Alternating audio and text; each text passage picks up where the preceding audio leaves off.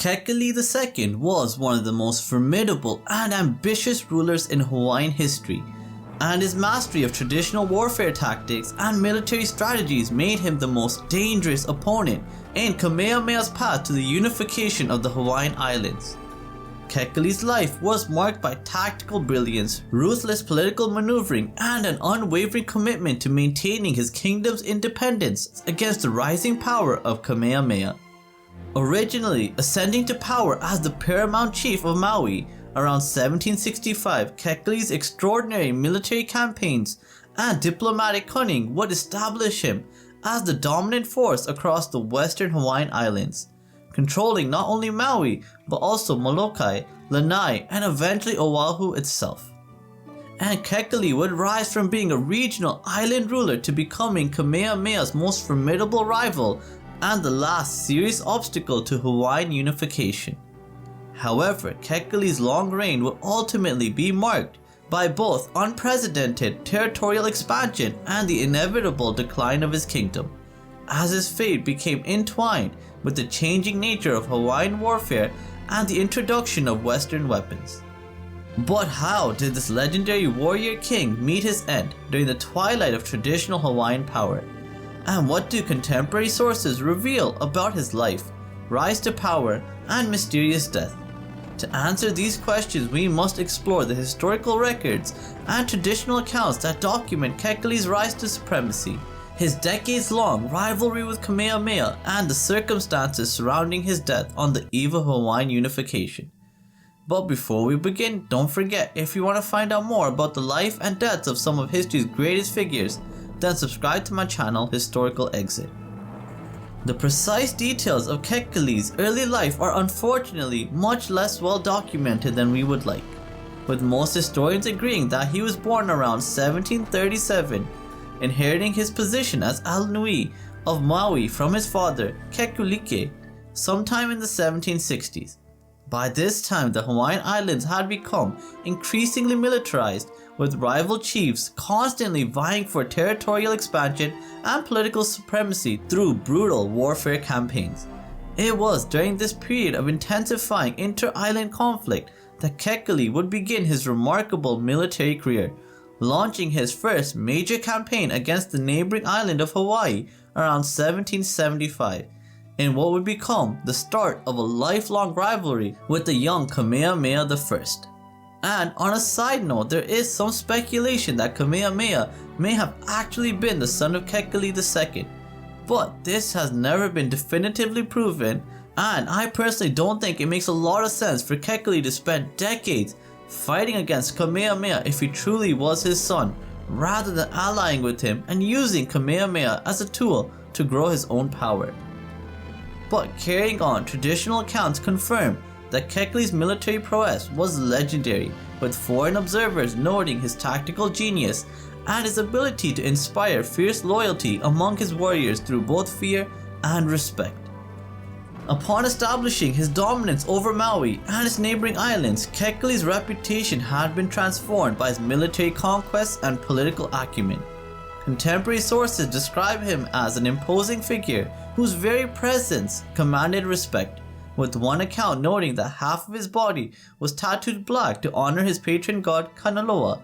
This distinctive appearance, combined with his ruthless efficiency in warfare, would immediately make him the most feared ruler in the Hawaiian Islands.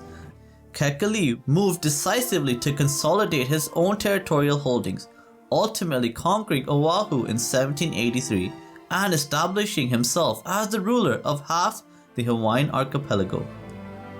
The next several years of Kahekili's reign would be marked by his constant vigilance against Kamehameha's growing power and his attempts to modernize his own military forces. Traditional sources indicate that Kahekili served not only as a military commander but also as a shrewd political strategist, forming alliances with other chiefs who opposed Kamehameha's expansion, while simultaneously seeking to acquire Western firearms and advisors as well. His strategic thinking proved invaluable during the escalating arms race between the two paramount chiefs, and his established power base served as the primary opposition against Kamehameha's ambitions for total unification. However, by the 1790s, age and changing military technology had begun to erode Kahekili's advantages, with Kamehameha's acquisition of Western cannons and foreign military advisors shifting the balance of power decisively in his own favor. The beginning of the end for Kahekili's reign would come during the late 1780s and early 1790s, when he found himself increasingly unable to match Kamehameha's rapid modernization and expansion of firepower. This disadvantage proved to be a critical weakness, as Kahekili massively struggled to adapt his forces to the new Western military technologies. The personal nature of his declining influence is captured in accounts which describe his growing frustration with his inability to contain Kamehameha's growing power. Despite his own superior experience in military warfare and larger established territorial control areas, he was unable to gain any major victories against Kamehameha after this point.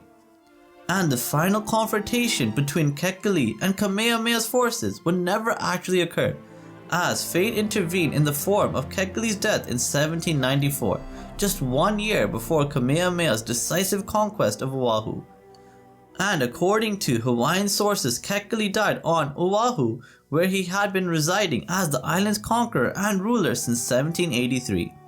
However, the exact circumstances of his death remain shrouded in mystery, with some accounts suggesting natural causes brought on by his advanced age, while others hint at more suspicious circumstances. Samuel Kamokau, the prominent Hawaiian historian, noted that Kahekili's death came at a crucial moment, when the old chief's passing left his kingdom vulnerable to Kamehameha's final push for unification. Whatever the cause of death may have been, the aftermath of Kahekili's death would see the immediate collapse of organized resistance to Kamehameha's expansion, with his son Kalaniʻupuoleʻi proving unable to maintain his father's territorial holdings or even his military effectiveness. The speed of this collapse suggests that Kahekili's personal leadership and strategic vision have been the primary factors holding back Kamehameha's unification campaign, making his death a decisive turning point in Hawaiian history.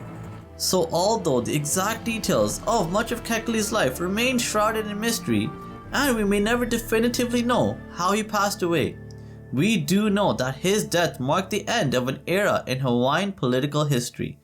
His life represents the last great general of traditional Hawaiian chieftainship and military culture, and Kahekili's passing symbolizes the transition from the old world of inter-island warfare to the new reality of a unified Hawaiian monarchy under Western influence.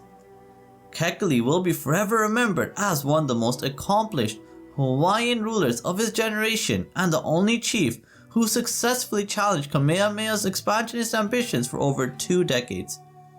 Kahekili's story serves as a powerful reminder of how individual leadership and military genius could shape the political landscape of a nation, and how the timing of a single death could determine the fate of an entire kingdom. So I hope you found this analysis of Kahekili's life to be fascinating, and if you did enjoy it, please do like and share this video with others. And if you haven't done so already, subscribe to my channel, Historical Exits, so you can find out more about the deaths of some of history's greatest figures. Thank you so much for watching and have a great day. Bye.